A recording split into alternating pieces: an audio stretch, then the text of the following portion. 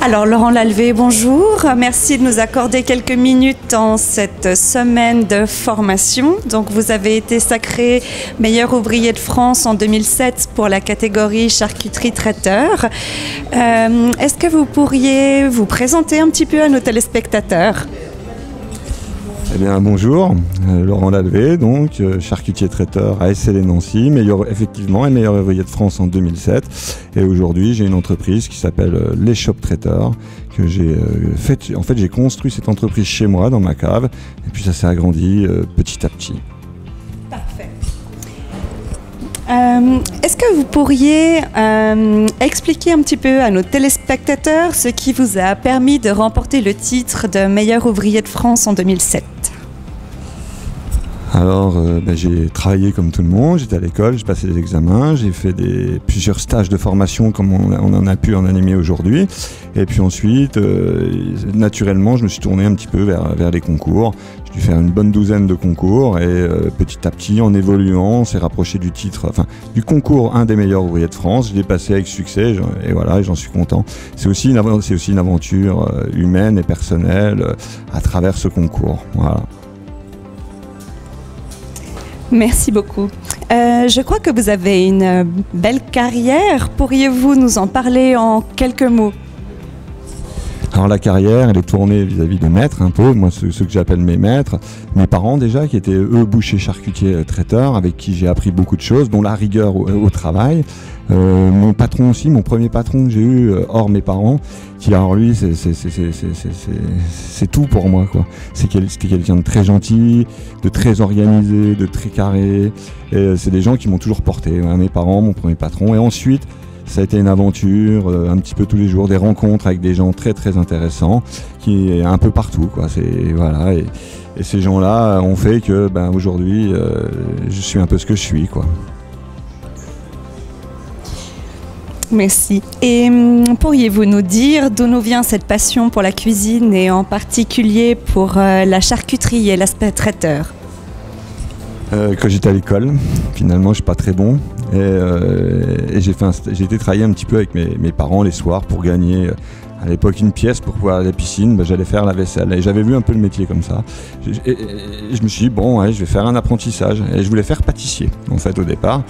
Et pâtissier ou boulanger, et j'ai jamais trouvé d'emploi. Donc je suis parti, j'ai dit à mon père, allez, je vais venir un an avec toi. Puis c'est parti comme ça, voilà, avec mon père, ma mère. Et ensuite il m'a dit, bon écoute, c'est bien, tu travailles avec moi, mais il m'a viré un peu quoi. Il m'a dit, non, tu vas aller travailler ailleurs. Et après j'ai rencontré mon premier patron et de là ça a été parti quoi, voilà quoi. Et après ensuite, et les concours MOF, ça a été aussi la rencontre avec un meilleur ouvrier de France un jour où je me suis dit, voilà, c'est ça qu'il faut que je fasse quoi, voilà. Donc on dira que ça s'est un petit peu imposé à vous avec la force de la vie. Ouais. Selon vous, quelle est l'importance du fait maison ? Est-ce que l'on peut considérer cela comme de l'artisanat d'une certaine manière ? Ouais, en fait, l'artisanat, c'est quoi ? L'artisan, c'est celui qui vit de son art. Et donc l'artisan, il a besoin de matières premières, il a besoin de sa tête, il a besoin de ses mains et de fabriquer, de transformer. Pour moi, à partir du moment qu'on transforme, on devient des artisans. Voilà. Et peu importe l'échelle, puisque moi j'ai travaillé dans des très très très grandes maisons aussi, et finalement on avait des volumes très très importants, par contre on fabriquait. Voilà.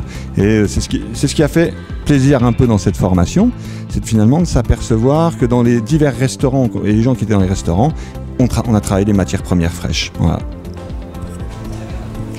Donc pour vous, la fraîcheur est quand même quelque chose de capital dans la cuisine.